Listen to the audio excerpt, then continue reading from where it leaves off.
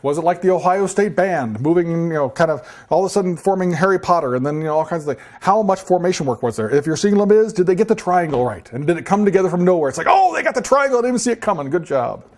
That's much harder to do because you have to design the entire show out to get to some place where it doesn't look like a triangle and then move into the triangle without seeing it. Was it Fosse? Was it ballet? If you're sitting there in the second hour, well into the second hour of Oklahoma, and you're going, oh, I need a Coke. I really want intermission. I need a Coke. And you're kind of going, and all of a sudden lights go out. It's like, oh, I'm good. I can go to Coke. It's like, wait a second. Isn't there a dream ballet before intermission? Yes, there is. Judd kills somebody or something happens in the dream ballet. Perhaps, based on the football players they have playing the farm boys in this show, dream ballet not being there is a good idea. And it's hard to do. But at the same time, if you know that they cut the dream ballet, the choreographer's work wasn't that hard. It wasn't as hard as it normally is in Oklahoma. If you know the show has been cut to make the choreography easier, that's also okay to score it that way. Level of difficulty is down. How many production numbers were there? If you feel like you've seen it before, you go to a chorus line and you kind of go, this looks just like the chorus line I saw before. Well, some shows are like that. Susan Stroman's choreography kind of comes with it, and you kind of got to you can't really kickball change, touch one, touch two, without doing the exact same thing movement-wise. You kind of have to do those things. Fiddler on the Roof's the same way. You get Jerome Robinson's. If you don't, you have to do Jerome Robbins' choreography with Fiddler on the Roof. And if they don't do the bottle dance and the hats, I'm pissed. But, you have to kind of do that. But at the same time, if you're seeing a show where it's all created choreography, so you're going, this looks oddly familiar. I feel like I've seen it before. You probably have. Because nearly every Broadway production is now filmed, and you can buy them on DVDs or download them. And the choreographer can go, kickball change 1, step 2, touch jazz square, this. It's like, and they write it down, and they teach it. Not that teaching's not hard, but at the same time, they didn't have to design it themselves. Take that into account as well.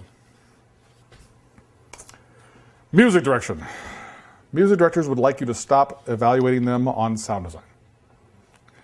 It is not their fault that the balance of microphones in their orchestra is not working.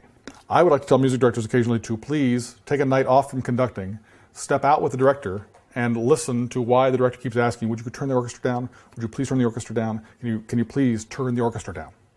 Because they will get an idea of how hard it is for that sound designer's job to get the right amplification over the orchestra. But typically our music directors tend to do all the jobs. They teach all the music, they rehearse the band, and they conduct. So they never get a chance to do that. So they would like to stop being judged on sound design, on balance and all. Really? We've got three sides left. Okay. The vocal balance, they are responsible for everything regarding the music.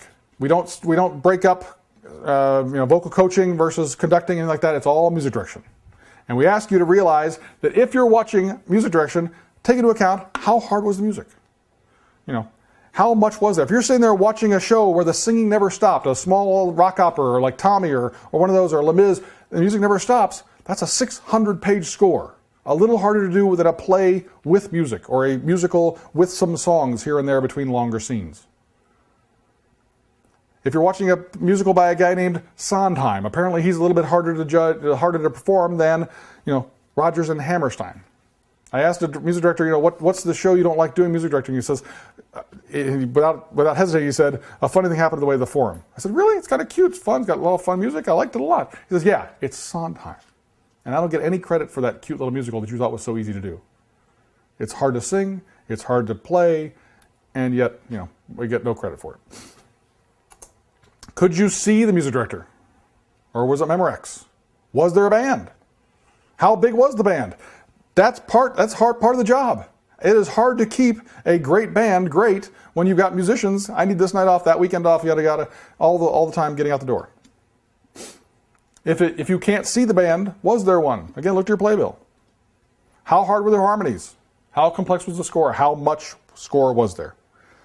Again, level of difficulty is much harder depending on what you're seeing.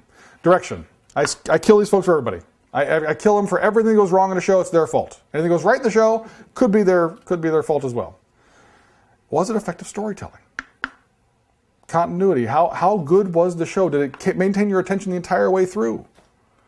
Did they blend the technical elements together? Did all the things come together? And was it effective use of the presenting space? If you go to Silver Spring Stage, they got a big column in the middle of their space. They have to block around it. They have to work around it. They have to design around it all the time. It's a challenge for the direction. Was the concept clear? I went to a show of Snoopy or Peanuts or one of those shows, and every time after the scene, they would blink the lights. I'm going, what's going on with the light board? It's killing me. I feel like I have a stroke here. I was going. So after the show, I went and talked to the director, and I said, nice show. I like this person, that person. What the hell's wrong with your lights? She goes, no, Todd.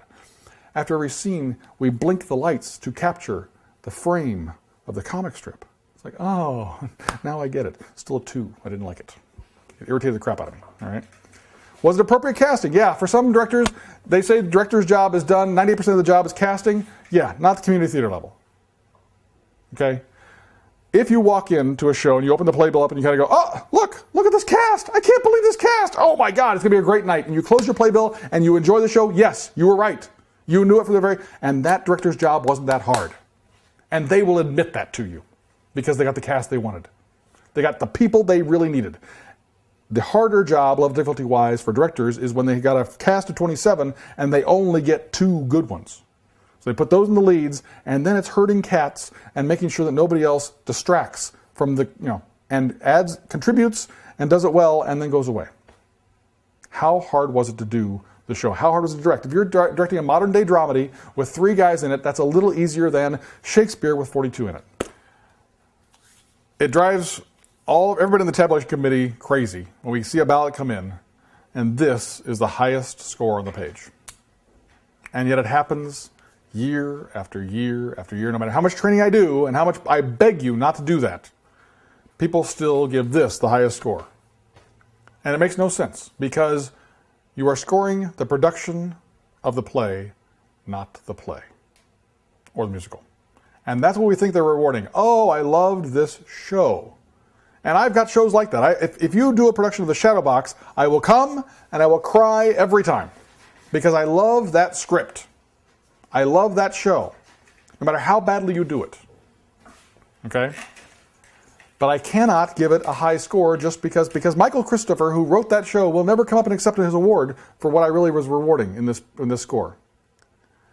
This needs to be how good was the production. And if you're not taking a look at your scores and kind of going, you know what? Acting-wise, I gave 5s and 6s. Anything higher than 5 and 6 doesn't make sense. Now, there are shows where acting may be high and tech may be low because there wasn't much tech. Or the tech was fine, it was good, but it didn't really contribute significantly. I've seen those shows, yes, those shows can rise, but again, this score can't be the highest score on your page. It can't. I don't, at the community theater level, the sum of the parts being greater than doesn't make sense. This has to be kind of an average of your ballot. Now, I've seen shows where, like Wit, where one character really drives most of that show. And if that lead actress really carried the entire show, and the entire show was great, good around her, then yes, it can be equal to her, but it cannot be more. If you are giving this the highest score on your ballot, you're judging wrong. Because you are rewarding the script and the score and the musical, not the production you're seeing. And this is for the production. And then, how hard was it to do that show? How hard was it to cast it? How hard was it to act it? How hard was the technical elements? How hard was the choreography? All that stuff has to come into play because you cannot give love letters anything higher than a 6. Because it's not that hard. It's 2 desks, 2 costumes, and they read their script to you. I don't care how good it is. It can go on the National Theater stage tomorrow in the touring version. I don't care. It can't be higher than a 6 because it's not hard to do. And where do you go for Les Mis? If somebody even tries Les Mis, and they're all going to do it next year. Everybody's going to do it this year, and they're all going to try, and it will be okay. But again, just for doing Les Mis, you kind of got to start at a 6 because it's so hard to do at the community theater level without a turntable. And none of them are going to have a turntable. Nobody's going to have a turntable. They're all going to do it the arena, like Signature did a couple years ago. And yet, just for doing that show, you used to kind of say, you know what, that's a hard show, 6 to start, and then how well did they do from 6? Again, knowing how the level of difficulty and kind of adjusting your scores to start is where you got to start. We ask people to be aware of the halo effect. Just because you loved a show doesn't mean everything in the show was 10s or if you hated it, everything being ones. We get that a lot too, where you kind of walk in, you kind of go, wow, I really enjoyed this show, but it kind of just seemed so natural and easy. And yet it was 3 great actors making it look natural and easy. And yet you scored them 6s because it seemed natural and easy. Well, and yet you put any of those actors in a different cast, and they stand out. I've seen that show also, where all of a sudden, Maria in The Sound of Music, she gets a high score because the rest of the show around her wasn't very good. And every time she was on stage, like, oh, thank God. And yet you put that Maria in any other production, which has a equally weighted cast, and she winds up getting a 6.5, 7, because she didn't stand out as much. So be careful of both of those effects, where you kind of tamp down everything because it just seemed so natural, so easy. And in truth, you saw a very good production that just, the actors were so good, it just seemed that way. All right. Challenges. Again, how hard was it? And the challenges of space. If they break down every night, if they've got that column in the middle of space, if they're doing outdoors and all of a sudden the lights go out or there's bad weather, if the lights go out at Hard Bargain Players, which has happened many times due to weather, and they pull their cars up to the edge of the cavern and shine them down into the space, you give lighting a 5, thank them for the car batteries, and you score the rest of the show you saw. Okay? How hard was it to do it? Are you seeing the entire production from your seat? If not, see if you can take a look during intermission to see what you should have seen, because you were again sitting in that one seat that was looking off stage the entire time, and you saw all the people lining up, and it didn't seem like appropriate masking. It's probably more appropriate from a different place in the middle of the audience. Again, many companies don't have permanent set status. How much they have to break down? If you know that, take it into account, level difficulty-wise. And any information that you get provided by the company. We have a lot of companies who kind of want to help the watch judges.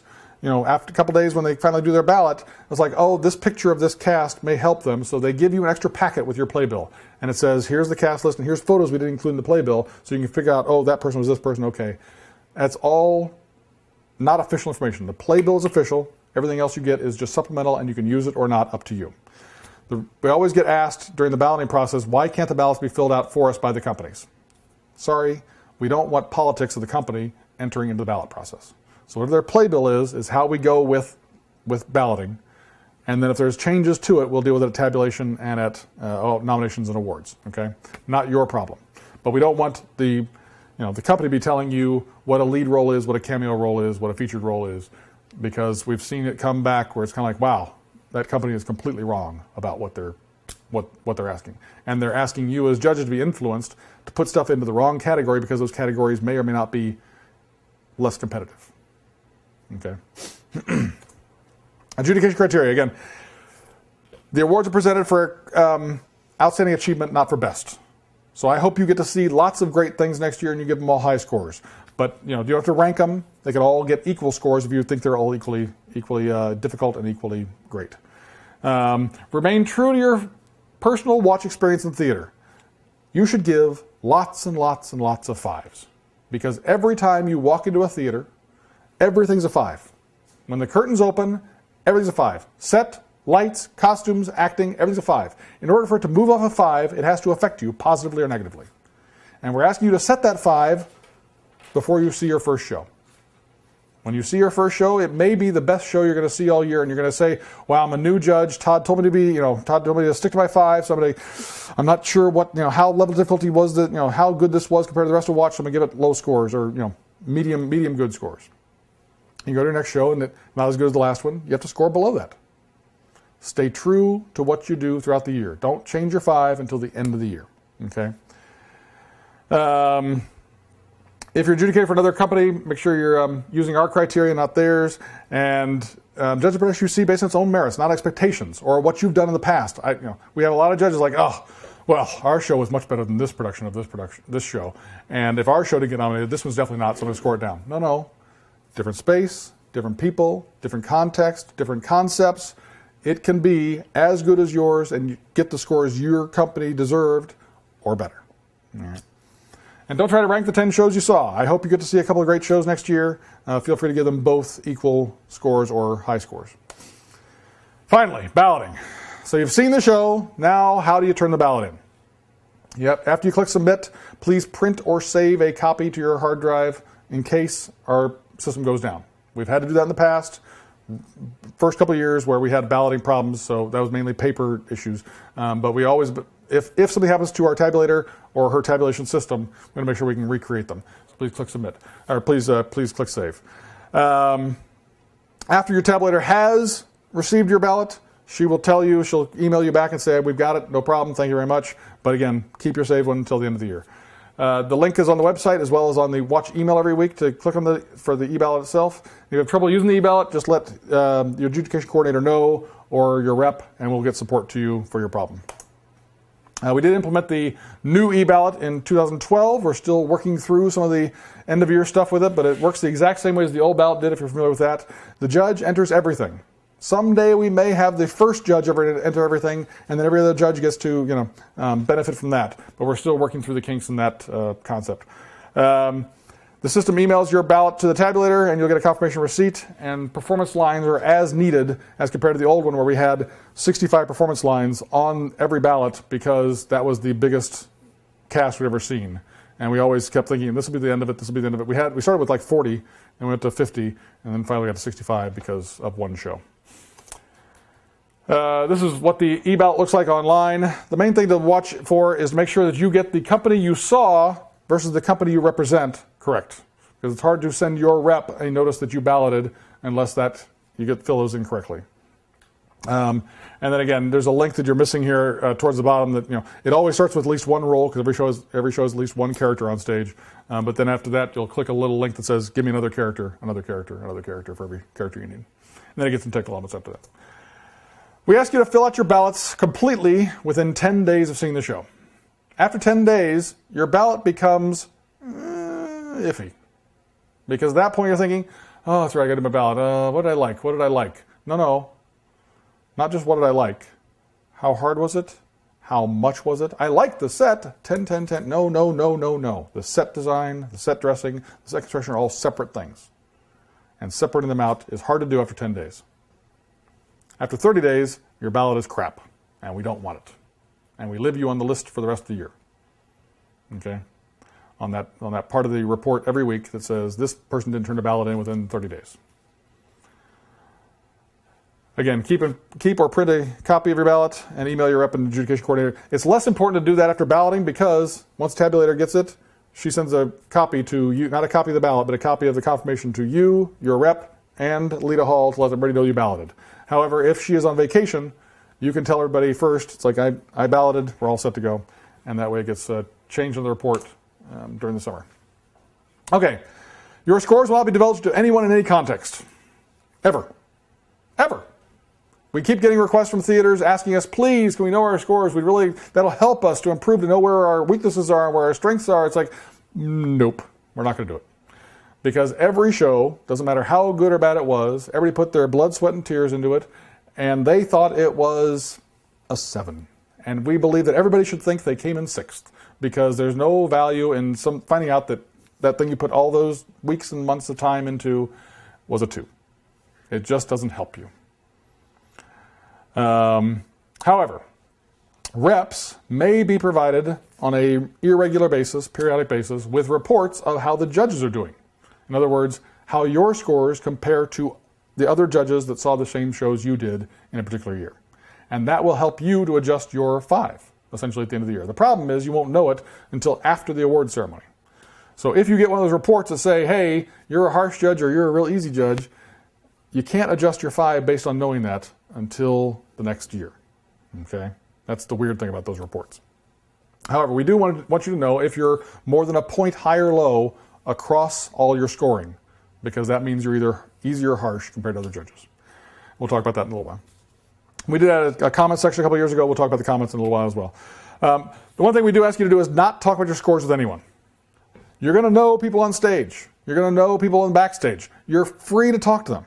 You're free to say hi. But you can also use judging as a reason not to talk to them. If the show was a show you'd like to get away from as quick as possible, feel free to say, you know what, I can't stay and talk, I'm a judge. Feel free to use that to get out the door, okay? However, if you want to talk to people, you can walk up and go, oh, you were tremendous, I loved you, you were great, I'm going to give you a 10, and then you're going to get an award. Stop right before I'm going to give you a 10, okay? Because maybe you like them a little more than you should have, maybe you had the right glass of wine before the show, maybe you had the right commute, and the other 9 judges coming to see that show aren't going to have that same feeling towards that person, okay?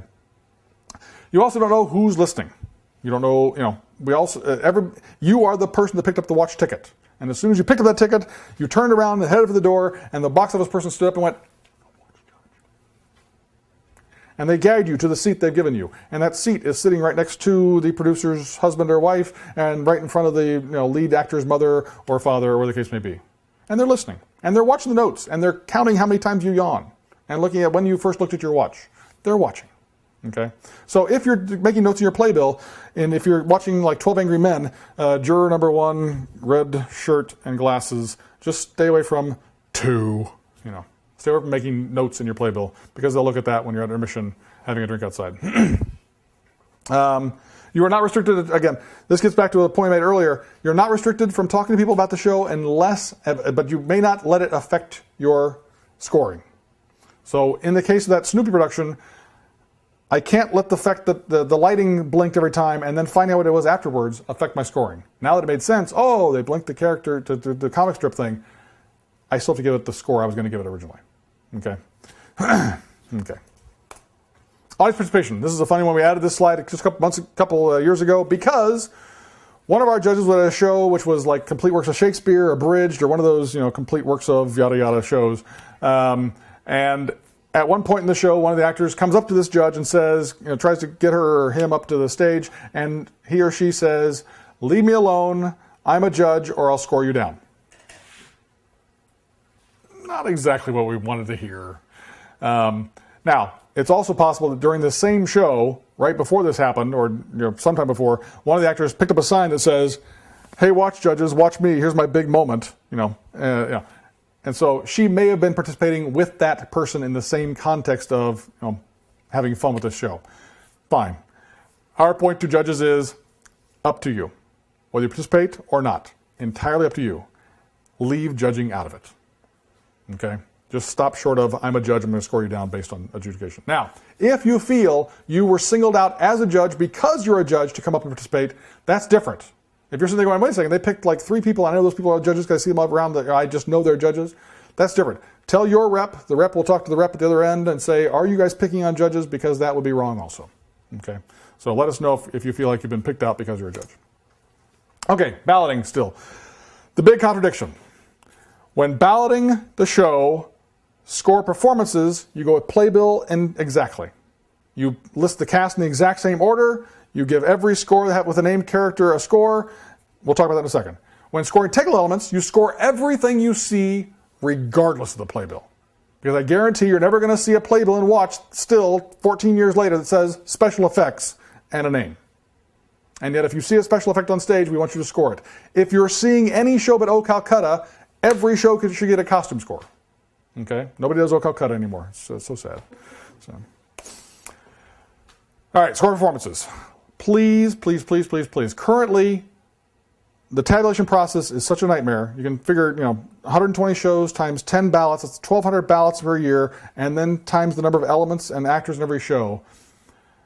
Right now, the process is that ballot comes in, the tabulator prints it off, hands it to her husband, and she retypes it into a different system. Okay? If you decide to put your cast in a different order, it irritates them greatly. Okay?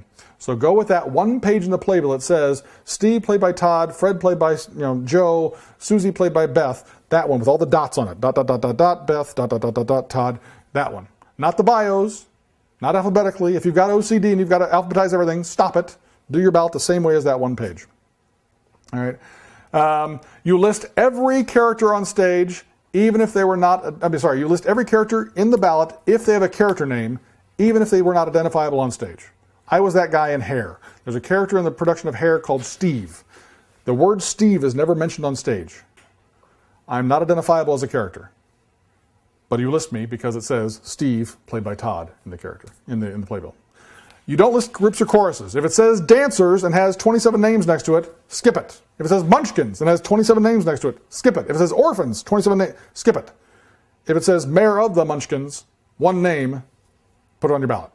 Okay? Don't score animals. Please don't score animals. They score way too well, and they would win every time, and it pisses the actors off if we give them awards. So there's no need to score the real ones, just people playing animals. All right, how to deal with one actor playing multiple characters. Again, go with the playbill. If all the characters performed by a single actor are listed together, then listed the exact same way in your playbill. Fred, George, and Fred, George, and Steve played by Todd. You put the exact same way. Fred, George, Steve played by Todd, 1 score. If it says Fred played by Todd, George played by Todd, Steve played by Todd, 3 lines in your playbill, 3 scores. Okay? So how do we score Chuck DeLuey in this production of Sylvia the dog? 1 time? Yep, 1 time. He actually won for this role, did a very nice job. He played Tom, Phyllis, and Leslie. Got the award for it, and he was great. This is a choice the director and production has made. Because perhaps, I'm just saying this, Chuck, if you're listening, perhaps Chuck was only good as Phyllis. If it had been Tom, Chuck, Phyllis, Chuck, Leslie, Chuck, you could have given Phyllis a higher score. Give her the 9 of that character. But because they put it all together, you got to take the entire evening and say, okay, based on his entire performance across all 3 of these characters, maybe he only gets a 7.5. Because you got to weight the entire performance, not just how much I liked Phyllis. Whereas if they'd given, broken it out, you could have given Phyllis a higher score. However, because they did this, you also get to change level of difficulty, because this person changed costume and changed characters. So it's a much harder role to do because they did it this way. If you have to judge each character separately, each character isn't as hard as doing all 3 as a single role. Okay, level of difficulty changes based on this. Again, go with the